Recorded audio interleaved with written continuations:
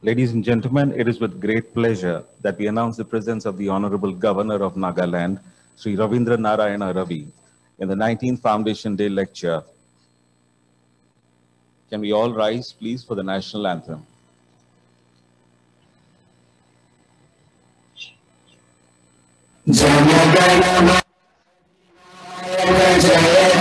भारत भाग्य विधाता पंजाब सिंध गुजरात मराठा द्राविड़ उत्कल गंगा विंध्य हिमाचल यमुना उज्जल जलधि तरंगा तव शुभ नामे जागे तव शुभ आशीष मांगे जय दाता जन गण मंगल दायक जय हे भारत भाग्य विधाता जय हे जय हे जय हे जय जय जय जय हे. Thank you. Good morning, sir, and a very happy New Year to you. It's a warm welcome to you from NALCO in Bhubaneswar to this 19th edition of the NALCO Foundation Day lecture. The tradition of lighting the lamp creates an ambience of energy and positivity and invoking the grace of the Lord. I seek your kind permission, sir, to invite our CMD, Sri Sridhar Patra, Director Commercial and Director Finance, in charge Sri P.K. Mishra, Director HR Sri Radhasham Mahapatra, Director PNT Sri M.P. Mishra, Director Production Sri V.K. Das, and our CVO Sri Somnath Hasda to please come onto the stage to light the ceremonial lamp. I request Mr. R.N. Mahapatra to please escort them to the dais.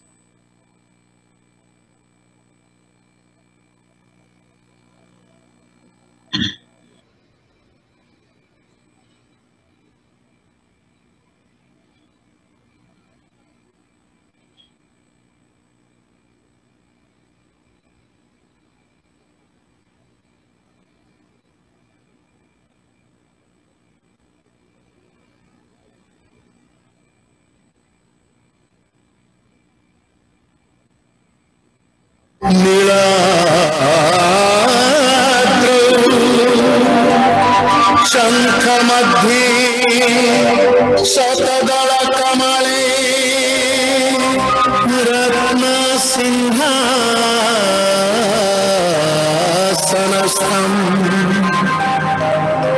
सर्वालंकारयुक्तं नवघन रुचिरं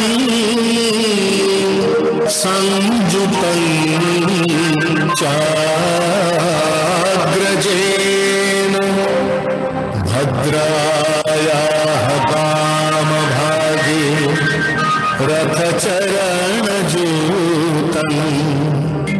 ब्रह्मरुद्रेन्द्रवन्द्यं वेदानां सारमीशं स्वजन परिवृतं ब्रह्मदारु स्मरामि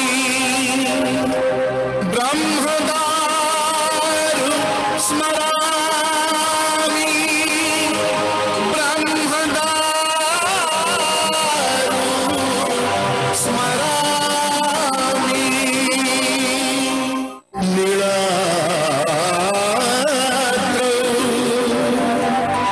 शंख मध्ये शतदल कमले रत्न सिंहासनस्थं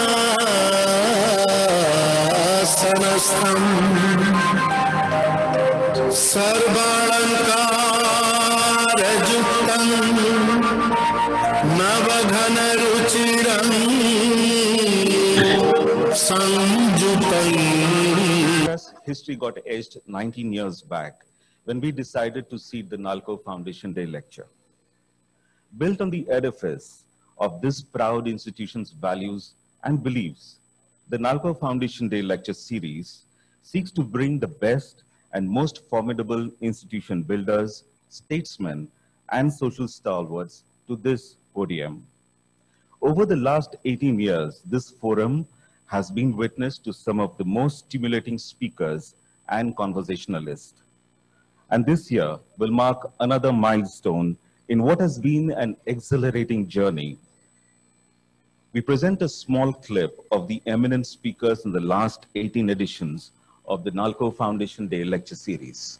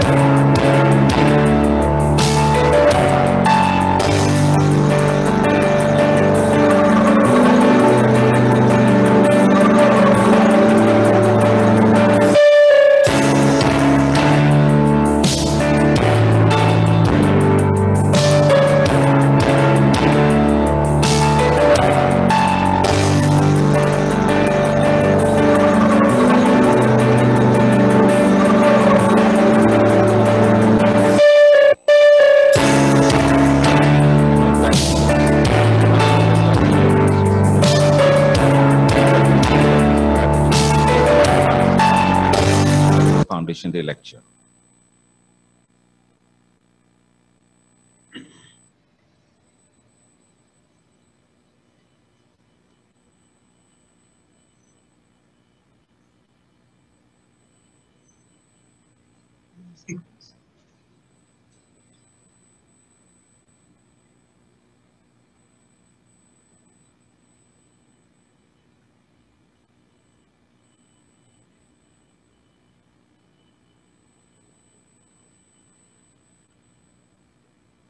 Good morning to all.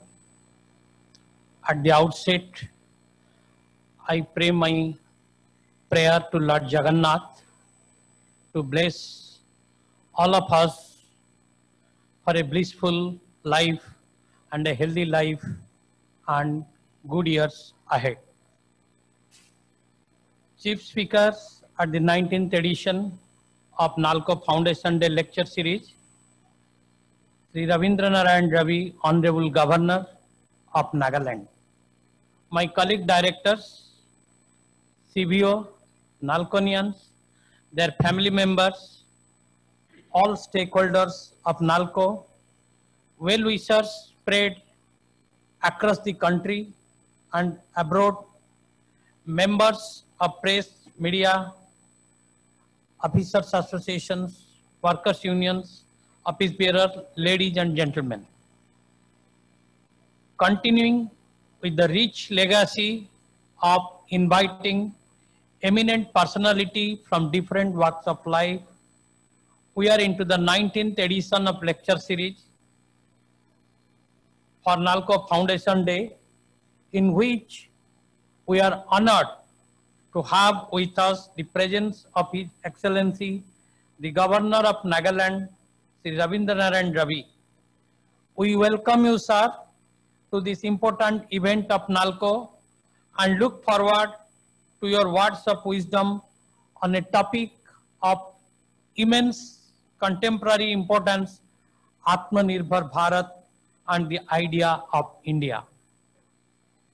The topic on which our beloved Honorable Prime Minister had been dreaming to shape the economy and make the country self-reliant, self-sufficient, and to be an important player in the international economy.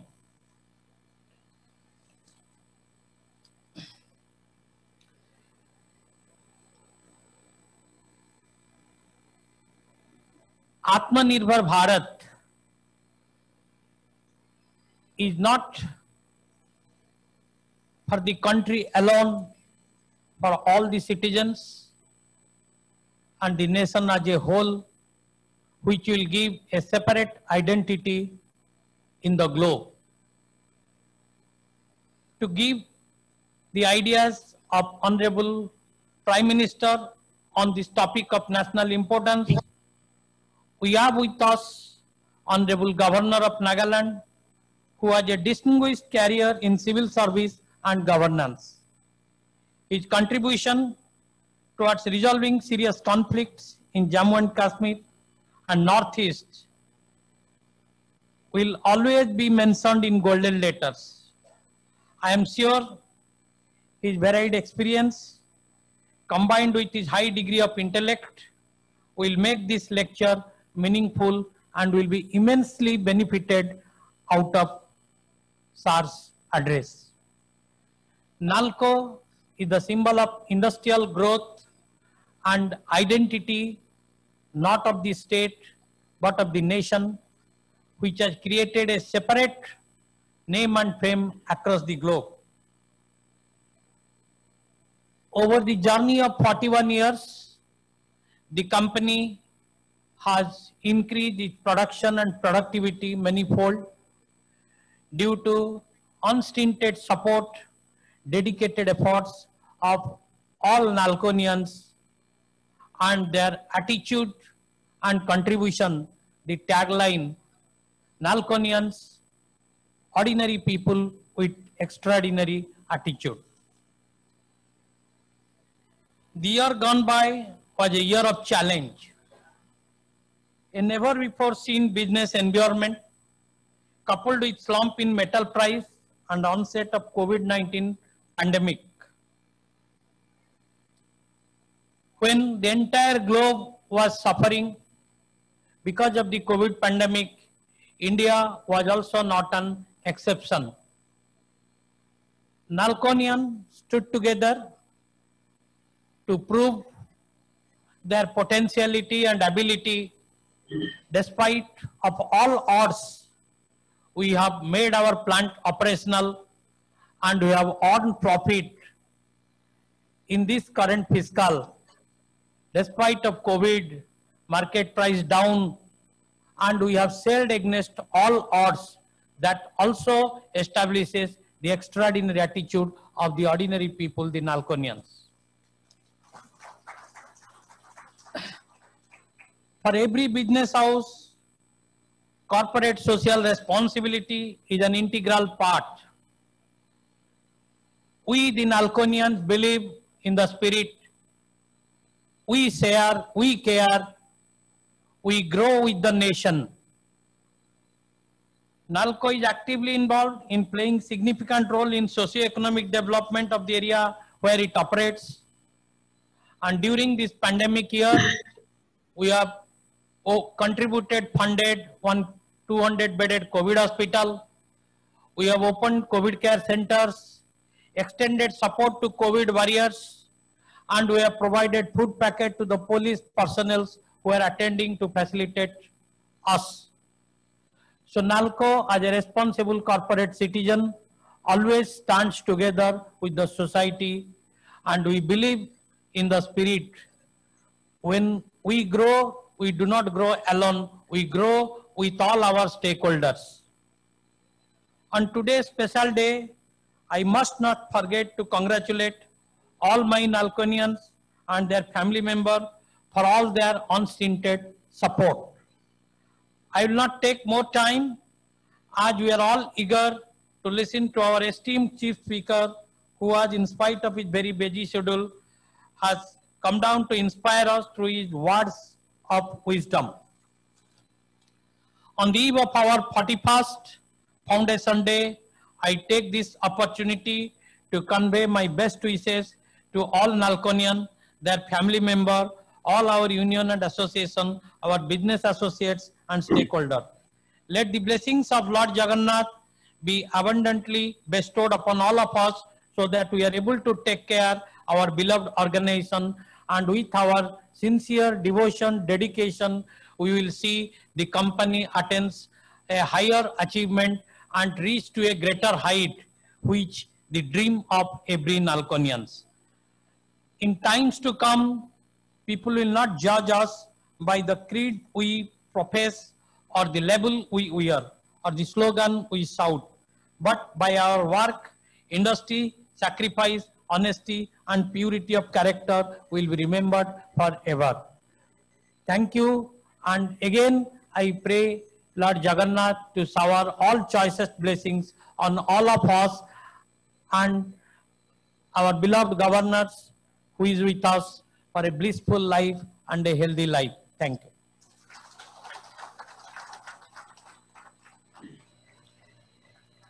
Thank you, sir. Some have named the colors of the year 2021 as a combination of peaceful gray and vibrant yellow, a combination that professes optimism, hope, and energy. For us, there cannot be a more optimistic and energetic start to the year than the address from a leader of such eminence. Indeed, the idea of NALCO was born out of the need for Atmanirbhar in aluminum and related sectors. The power of the word is mightier than the power of the sword. Full words lift the heart in dark times, give hope in despair, refine characters of human beings, give courage to the weary, and sometimes change the course of history. Today we have with us someone who wields such power with words and creates impact with style, substance, and content. Ladies and gentlemen, without waiting much further, please join me in welcoming the Honorable Governor of Nagaland, Sri Ravindra Narayana Ravi, who is our esteemed speaker on the occasion of the 19th NALCO Foundation Day Lecture Series. The Honorable Governor will speak on the topic Atmanirbhar Bharat and the idea of India. Sir, a very warm welcome from NALCO.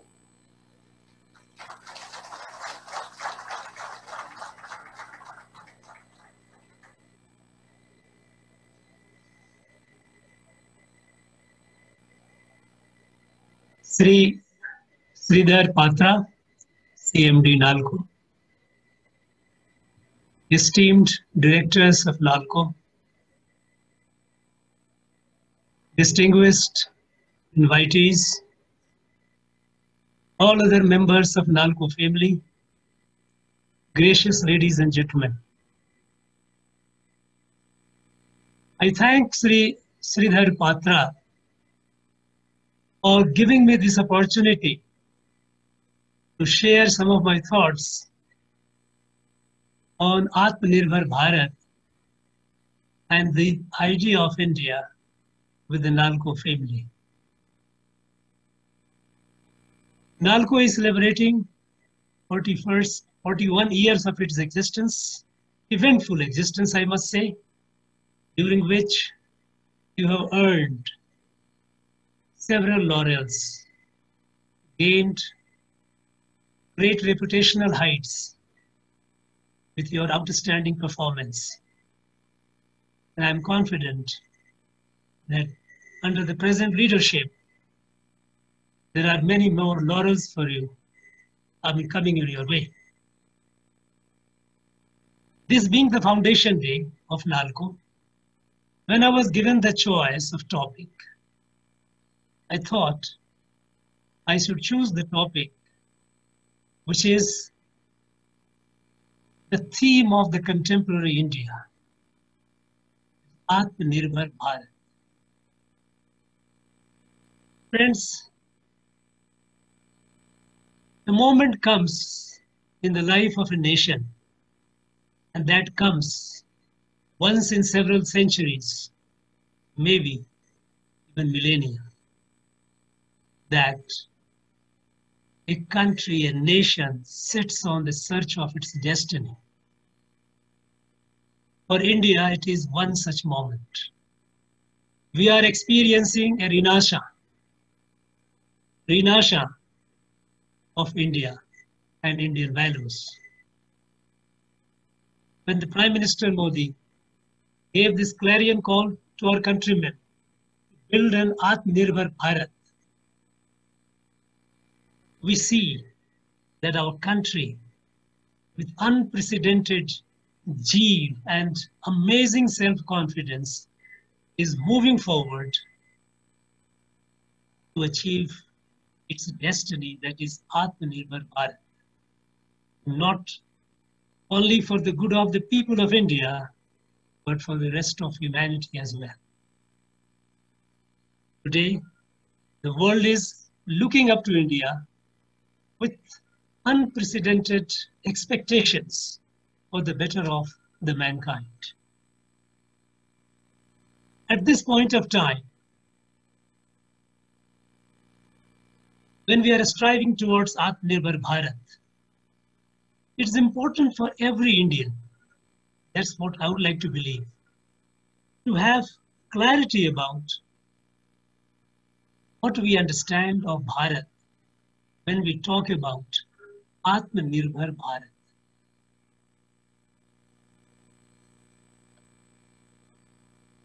The answer to the question may look very obvious to many people, and to some, the question itself might look very absurd. But the fact is that centuries of colonial occupation, during which the soul of India has been under attack, has created a mist of confusion around the idea of India. And so it needs to be clarified. For some people, India was born on 15th August 1947 and is bounded by and a line impetuously drawn by Cyril Radcliffe, the British cartographer. But was India born on 15th August 1947? No, we all know that India existed since long, long ago, thousands of years ago. India wasn't born on 15th August 1947. For some people, India is a geography, a territory with a border. And that is how the British treated India when they left us, during the time when they ruled, and also when they left us in 1947. When they vivisected India, chopped off its eastern and western flanks, and created some 600 independent states in its body. Imagine what kind of India they had left behind. Because for them, it was a soulless geography. When Winston Churchill was asked about the viability of such an India, such a mutilated India that they were leaving behind, he very contemptuously remarked, India is not a nation. Like equator, India is a geographic expression. It doesn't matter if it is cut into 1,000 pieces. Thanks to Sardar Patel, that the wounds on the body were healed and a composite India emerged. Friends, India is not a geography. When you talk about geography, land is transactional. We all buy and sell land without much emotional qualms or attachment. Unfortunately, this outlook on India as a geography was betrayed by some of our leaders even after the British left. When in 1950, when the Chinese invaded Tibet, captured it, and by mid-1950s, they moved in and illegally occupied Aksai Chin. Country, the India was hurt, was agitated. And this agitation of India, this hurt of India, was reflected in Parliament as well. There were heated debates. And responding to the debate, and perhaps to assuage the feeling of the countrymen, Prime Minister Nehru said, Aksai Chin is a rocky desert. Not a blade of grass grows there. Perhaps what he meant to say is that Aksai Chin is a soulless geography, and its loss is not of much significance. In 2020, when an attempt was made by the Chinese military to transgress into our territory at Nalwan, which is very close to Aksai Chin area. This also is one can say that not a blade of grass grows there. When they tried to transgress, the government of Prime Minister Narendra Modi did not take it as a mere geography. We were prepared to pay any price because it is an inalienable, integral part of a living entity. And we salute our brave soldiers who paid their ultimate sacrifice defending it. It was such an outlook, India as a geography, that after Pakistan occupied a significant part of our Jammu and Kashmir for several decades, we tended to ignore it. Not only that, some of the governments even tried to buy peace with Pakistan by suggesting to freeze the LOC as the border. For buying peace with Pakistan, the POK became an instrument of transaction.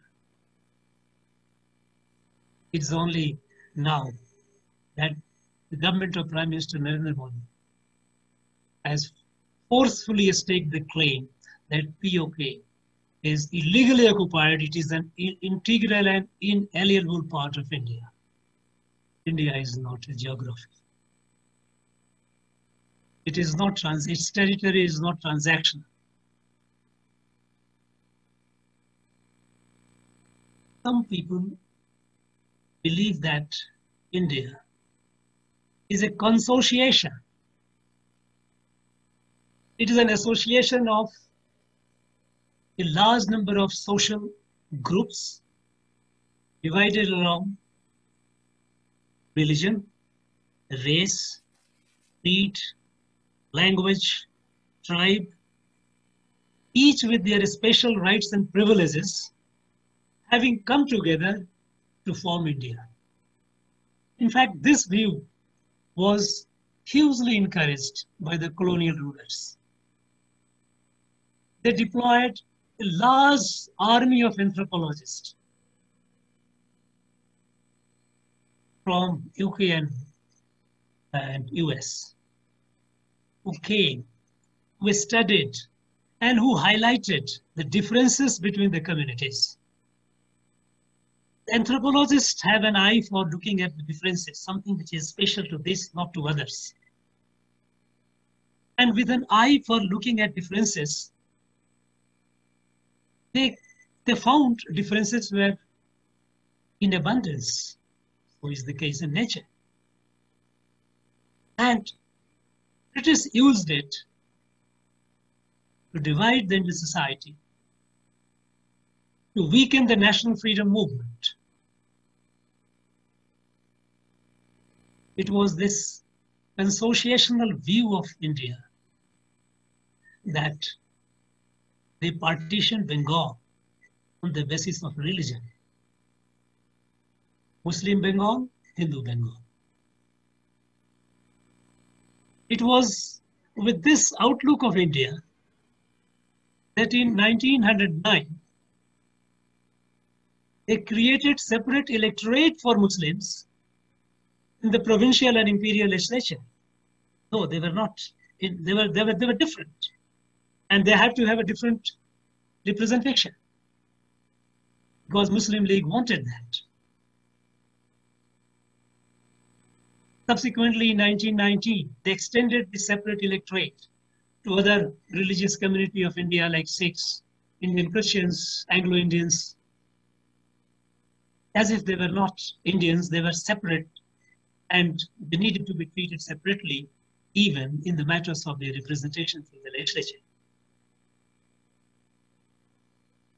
It was this outlook that Indian National Congress in 1916 had a pact with Muslim League, what is known as Lucknow Pact. The Lucknow Pact was achieved to seek the cooperation of the Muslim League in our national freedom struggle. And Congress agreed for disproportionately enhanced representation of Muslims, electorates as well as representation. Electorates, of course, were fixed number, but their representation in the provincial and imperial legislature. In 1932, it was with this consociational view of India that the British Prime Minister, Ramsay MacDonald, announced that the scheduled caste of India would have a separate electorate. Thanks to Mahatma Gandhi and his fast unto death, that Pune Pact of 1933 happened, and this was not accepted. The matter was settled by giving reservation to our scheduled class people in those legislatures. Now, consociational view of India, it plants the seeds of separatism.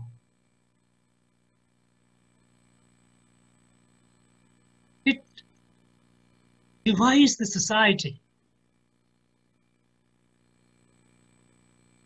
Every society has, every community has its own norms, its own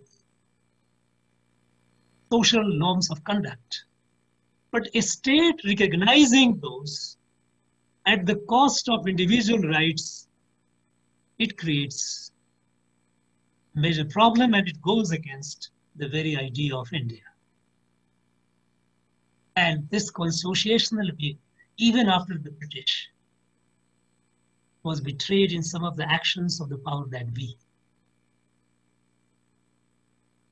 It was this view, or it is this view that has come in the way of fulfilling the dreams of the founding fathers of our Constitution, what they mentioned in the directive principles of the state policy, where they talked about uniformity. We have not been able to have the Uniform Civil Code today because, and fulfill the directive principles of the state policy because, no, it cannot be. Because other communities are separate, they have to be treated separately. It was this outlook that a poor, divorced lady, Sahabano, in Supreme Court, sought to dispense justice in terms of giving her compensation, using the brute might in Parliament. It was annulled and the lady couldn't get the relief because it did not belong to the majority community. She belonged to a special category, so she had no right. Take the case of most revolutionary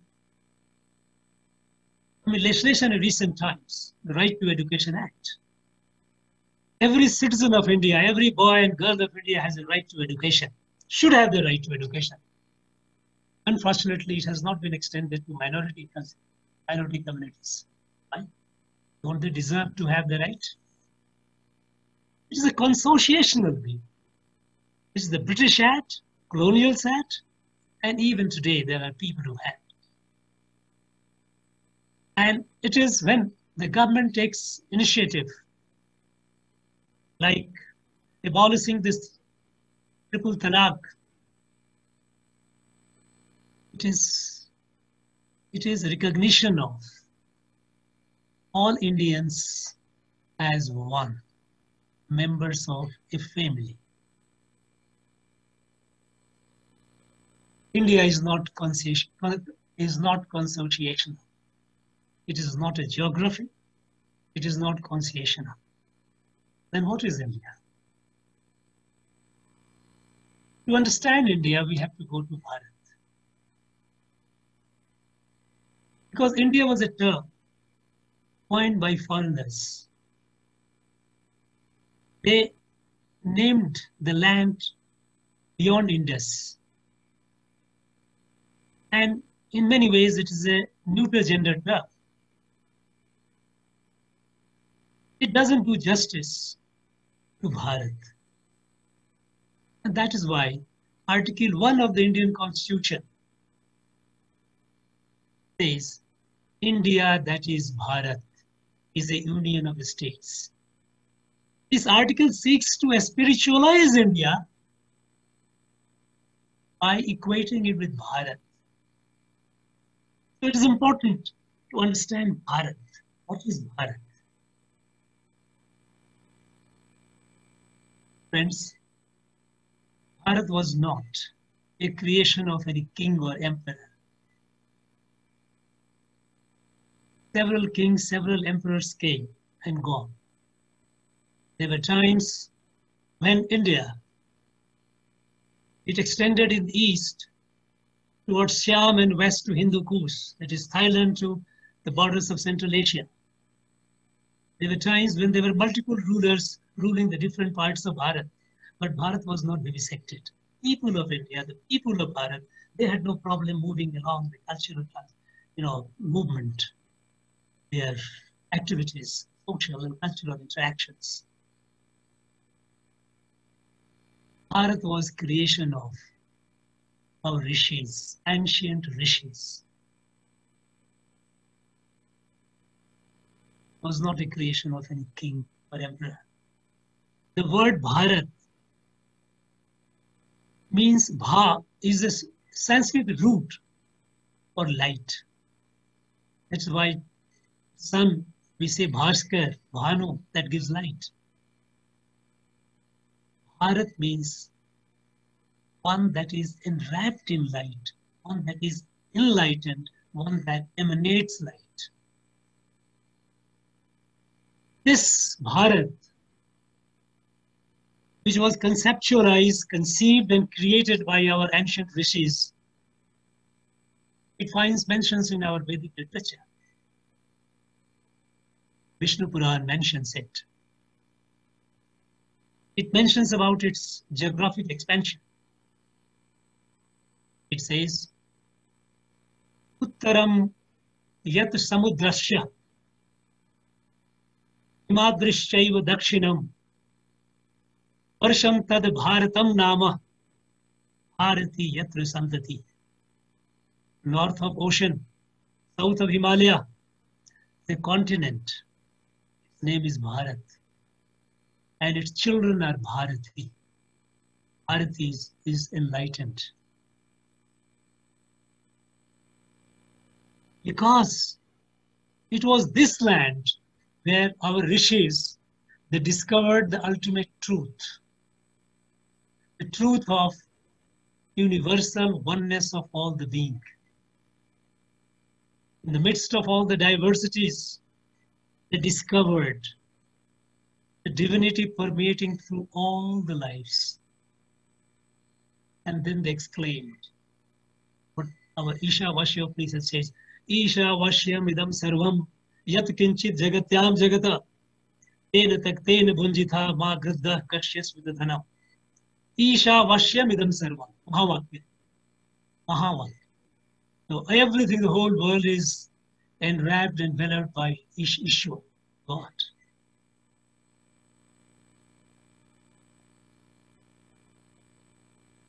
This realization, this discovery, that entire creation is one, has been repeatedly asserted by our ancient rishis. And it finds mention in all our scriptures. When Kathopanishad says that Vayu Ryathaikam Bhuvanam Pravishto Rupam Rupam Pratirupam Bhavuva Ekastatha Sarvabhutantaratma Rupam Rupam Pratirupam Bhashya. It's like air. As it enters the container, it assumes the shape of that container. So in one soul, it enters different bodies and it assumes different shape. Mama Atma Sarvabhutatma. My Atma, my soul is the soul of all. This discovery, this light which our rishis found and named the land where this light emerged as Bharat and its people, enlightened people as Bharati. And the logical corollary of this was when all beings are one and the same, permeated by one and the same divinity, then the logical corollary is Vasudhaiva Kutumbakam. The world is a family.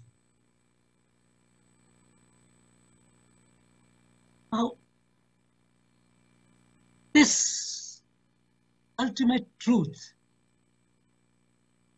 was something which is unique to India, Bharat. And this has been repeatedly in our rishis sought to inculcate it in the heart and minds of every Indian through day-to-day rites and rituals. You know, for every auspicious function, occasion, we start with prayer. Today, we started with a prayer. We lit the lamp, recited slokas. The CMD invoked blessings of Lord Jagannath.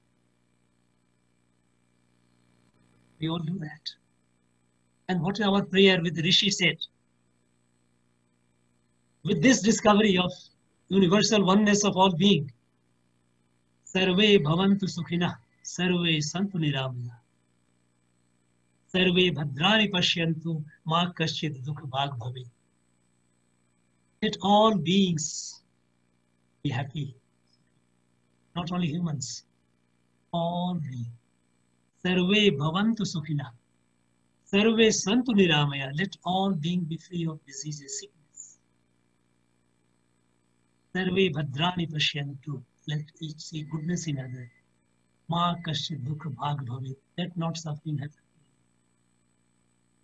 And with this prayer, our rishis exhorted us to work together, to live together. And that is where the prayer begins. Sahana bhavatu, sahano bhunaktu, saviryam karvavahi, tejasvinavadhitamastu, ma vidrisavahi. Together we protect, together we eat, together we achieve glory. Let there not be misunderstanding among us. This was Bharat. And this is the idea of Bharat. No, even the geographic expanse of Bharat is repeatedly recited in our day-to-day ritual.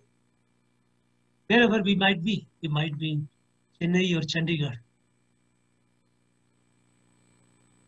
could be in Kerala or Kashmir. Whenever there is an auspicious occasion when we do the puja, there is a tradition of invoking all the 5 great elements which are gods: water, earth, fire, air, and space. It Jal Pavak Gagan Samira. Two of these have got territorial character, water and earth. Water, keeper of water is the river. Whenever, I think if you recall, many of us would be able to recall when we do it, when there is a puja in our houses. Many times we do it just because our priest says we repeat it without curiosity. But when the water we take in our hand, what is the mantra that the priest recites? The mantra they say says, it is invocation of all the rivers of India, Bharat, to come. Ganga cha Jamune chaiva, Godavari Saraswati, Narmada Sindhu Kaveri, Jale Yasmin Samnidhim Kuru. Sindhu, Indus, Kaveri, that flows through Karnataka and Tamil Nadu. All the let the waters, invoking all the river gods, let the water all be present here in this. And whether this rite or ritual is performed in any part of the country, we do recite it. The place where it is done, that place when we mention that, when this Prithvi Puja is done, again the Bharat comes. It is not, no place is in isolation. The recitation is, which our priest recites and we hear, and many of you would recall. Jambu Dvipe, Bharat Khande, Yaryavart, Deshantare, and then we name the village Kohima, Bhuvaneshwar, whatever it may be. This Kohima or Bhuvaneshwar or any place is not in isolation. It is a part of Bharat. And this is recited in our day-to-day rites and rituals. This is India. And with this realization, the diversity, which could be a cause of concern, becomes a source of celebration.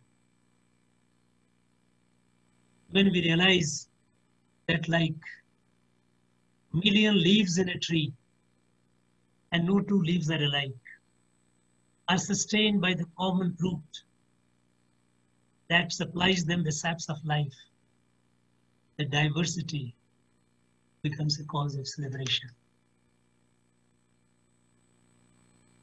So anyone who looks at India with the prism of diversity as difference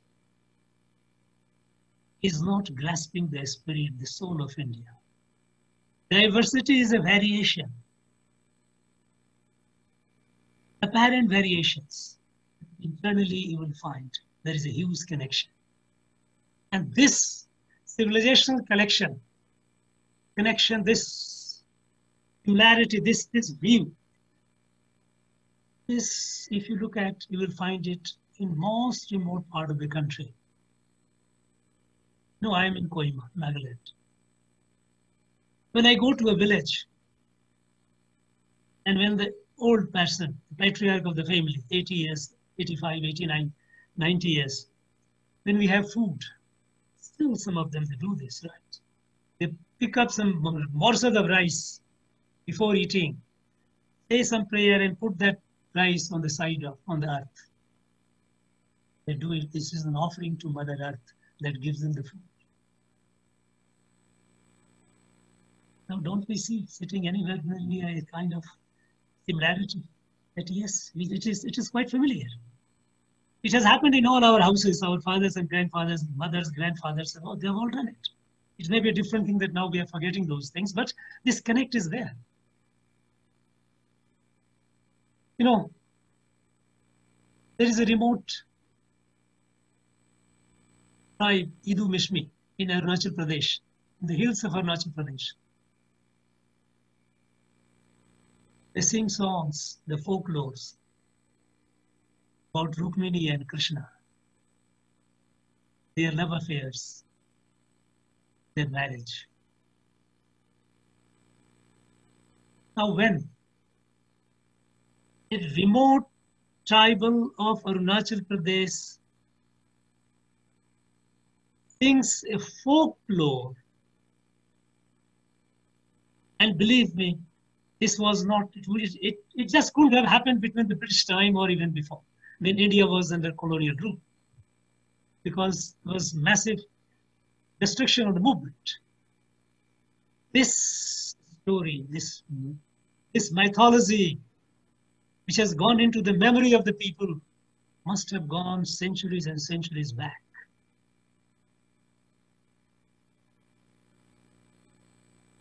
If we look at the most remote part, the lifestyle of the most remote part of our people, we find the civilizational connect. That is India. You know,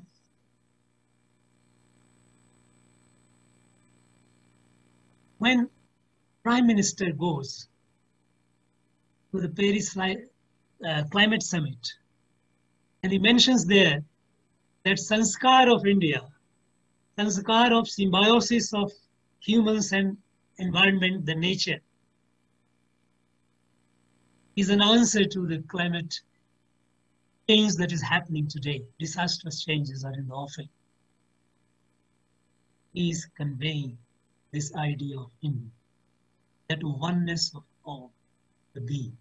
It is the anthropocentric view of life, that human beings are at the center of the creation and the rest is all for the enjoyment of it. Created. This India, which sees the oneness of all, which erases all the dialectics of theology and philosophy, it sees oneness. It came under attack only later, when rulers, invaders, inspired by a belief that my way or highway, either you follow my faith or no, you have no right to exist. No problem. Invaders even before came to India, because richness of India and its philosophy both were so attractive. The philosophy of India attracted a lot of curious students from all over. We are aware of how Chinese and others, they came to Nalanda for a study. But even invaders came. And many times our kings were defeated. But our values, our philosophy prevailed. A classic case of Menander, a Greek invader, came in 2nd century BC, before the Christian era. He attacked and captured the northwestern flank of our country. Sitting in Kashmir at the time, people of Kashmir were following Buddhism. He was curious to know what is Buddhism. What was Buddhism? And at the time, the great Buddhist scholar, monk Nagasena, Menander invited Nagasena to explain him what Buddhism is and to answer his queries. And there was a long discourse. It carried over months together. And at the end of it, Menander became a Buddhist. And the question and answer the question that Menander raised and answers that Nagasena gave became the canonical text of Buddhism. It is called Milinda. This was Bharat, and this is Bharat. Rulers have come. At times they were defeated. At times they succeeded. They were victorious, but they became Bharatiya. At the pinnacle of Indian civilizational outreach, when Indian civilization had reached the entire Southeast Asia and gone beyond even to the Far East, India was not an imperial power, because this is against the idea of India. When we say the world is a family, Vasudhaiva Kutumbakam, there is no question of any imperialism. You know, Georges Seurat, a French academician, a scholar, who has spent his lifetime in studying the cultures of Southeast Asia for 40 years. And at the end of it, he produced a book, named it Indianized states of Southeast Asia. The first, its name was Hinduized states of Southeast Asia, but subsequently, because of political correctness, the name was changed, Indianized states of Southeast Asia. It tells you how, even before Christ, the Indian culture, Indian civilizational values had reached those places. And how, when the Indian civilizational values reached those places, not the king or emperor of India reached there. It is the values reached there and they became Indianized. They became embedded to these values. This was India. And this is the idea of India. When Prime Minister, in this time of climate crisis, when he has launched a radically very transformative initiative of what they call International Solar Alliance, as an answer to reckless exploitation of hydrocarbons as a source of energy, by deriving the strength, the power from sun, which is inexhaustible, renewable, as an answer to the climate change, he is asserting the idea of India. When in the time of global pandemic, when the world is suffering, India too is suffering. Thanks to our scientists, we have discovered 2 indigenous vaccines against COVID. When the Prime Minister says that these vaccines are not only for the people of India, but for the needy people of all humanity. This is the idea of India. India, the Bharat, not for itself. And when it talks about Atmanirbhar Bharat, it is not, many people would like to interpret it as if the self-reliance means we are inward looking, we are getting isolated, we are trying to isolate ourselves, we are going to enforce, protectionist measures. No, all these are denial of the idea of India. Atmanirbhar Bharat means freedom from existential dependence on others. When we say that the world is a family, Vasudhaiva Kutumbakam, we cannot be disconnected. This is getting disconnected, getting insulated is against the idea of India.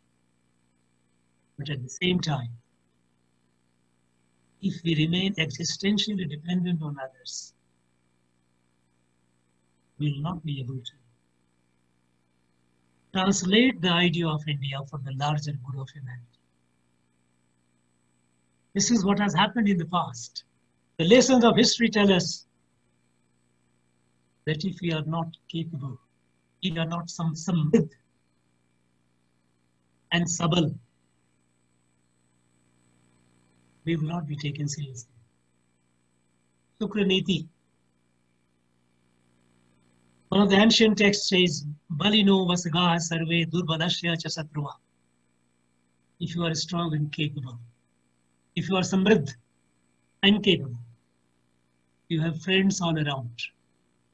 If you are weak, you are surrounded by adversaries, enemies.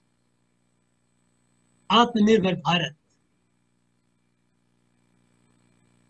is an interconnected, interdependent India with the rest of the world, but free from existential dependence on others. At NALCO, you are doing a great job. And I would like to remind every NALCOnian today that when you achieve greater heights, when you have enhanced production and productivity, it is not merely accretion to your profit. You are not only adding to the national GDP, you are celebrating your role in the making of an Atmanirbhar Bharat. One thing more. You know, NALCO is doing a lot of CSR. Excellent. I have a small suggestion for the higher management. You know, we are doing, it operates in the tribal areas. You are doing significant work towards removing the illiteracy, poverty alleviation. May I suggest you to invest some resources towards research in finding the connect, the commonness of the people, the tribal people and the others. With my experience in Northeast, I can tell you, there are plenty. All that we need to do is we have an eye for that. No, jin dhoodha tin paniya. If you search for it, you will get it. Unfortunately, for the long colonial period, they have been only been looking for differences. If you try to look for the similarity, commonness, find plenty of it. These need to be documented. The story, the perverted and subverted story, which had been distorted story, which had been told about these differences, these need to be counterbalanced by the fact that there are differences, which is a part of nature. Nature doesn't replicate, doesn't duplicate. But beneath all that, there are commonalities. The civilizational connect would urge you, if you could do that, you will be contributing to the making of Atmanirbhar Bharat beyond the usual call of your duty, which you are doing through your enhanced production and productivity. Friends, Atmanirbhar Bharat, with this idea of Bharat, and this is the idea of Bharat, is not a choice today, is a necessity. Necessity to save the humanity from conflicts all around between man, between man and environment. This is the answer.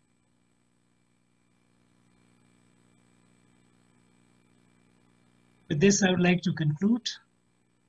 Thank the higher management of NALCO and all my listeners for the patient listening. I once again wish you all the best of glories and best of health and happiness. Thank you. Jai.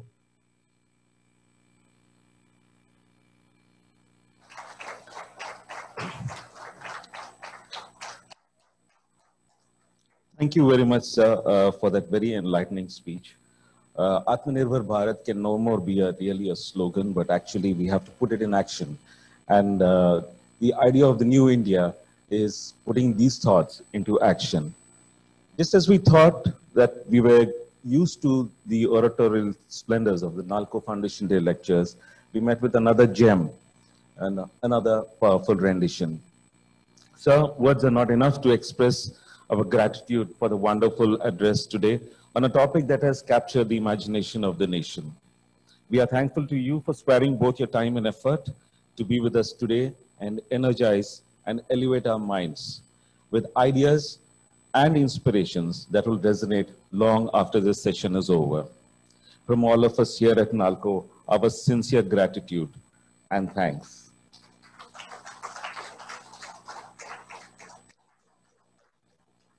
Can I please, can we give him a standing applause to the governor for his speech?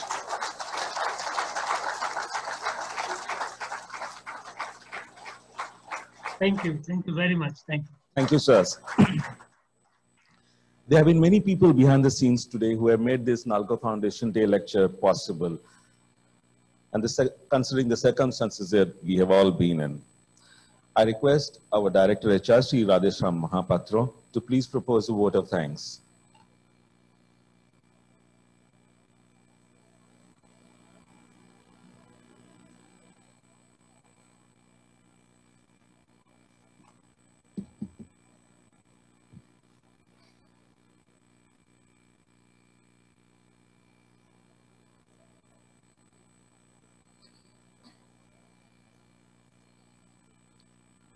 Honorable Governor Nagaland, Sri Ravindra Narayan Ravi, our respected CMD Sri Sridhar Patra, my colleague directors, executive directors, union members, all my colleagues, friends, and Nalconians, press and media, and all my teams available in different plants and other offices. It is indeed a pride moment for me to propose vote of thanks to such luminaries like our Governor of Nagaland, who has consented, despite his all the business and all his duty, he has given us some time to address us, to address the Nalconians and our stakeholders.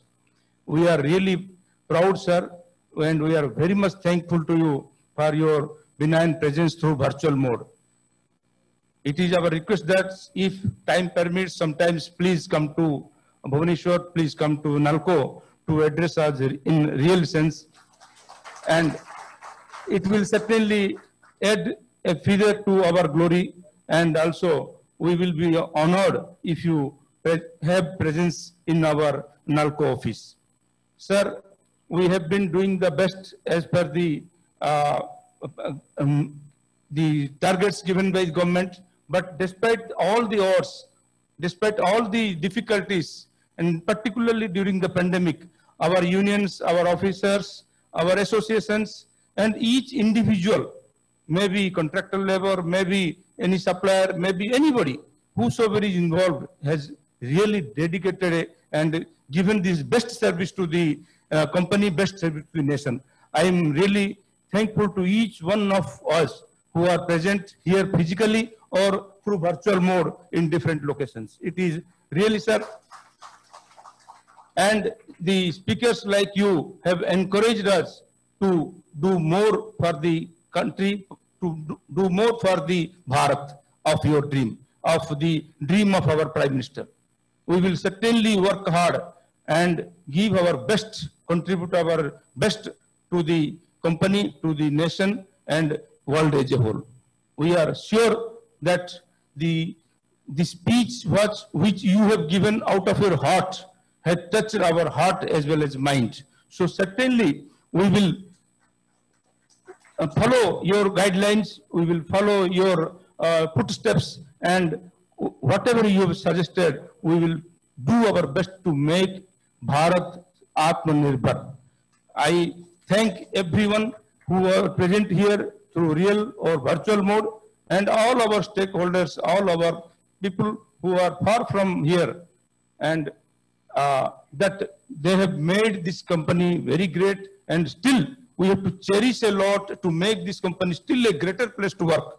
I thank God, Almighty God, Lord Jagannath, that He has given us this stamina, He has given us this knowledge, He has given us this spirit to work together, which is unique and which is an example for other companies, other organizations, other institutions. Because Nalco is a very great organization with immense experience and expertise with good human values. I thank, sir, for your invaluable words you have spoken for Nalconians, and you have really ignited our inner spirit to work more for the company, work more for the nation. Thank you very much.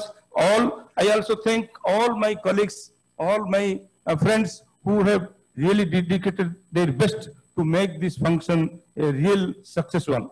Thank you very much.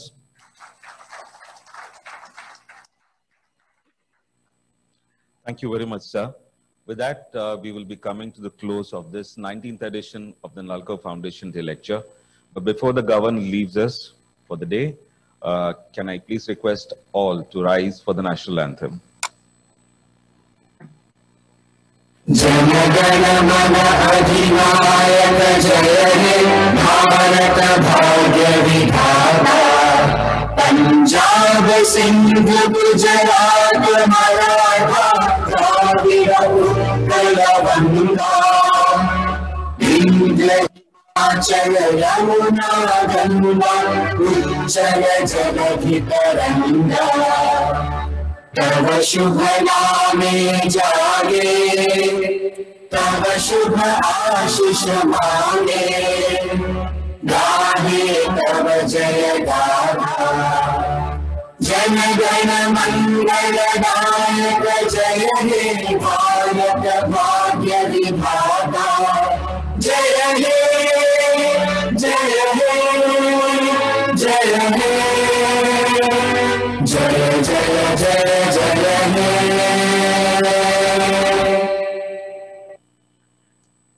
Thank you very much, sir, for sparing your valuable time and enlightening us.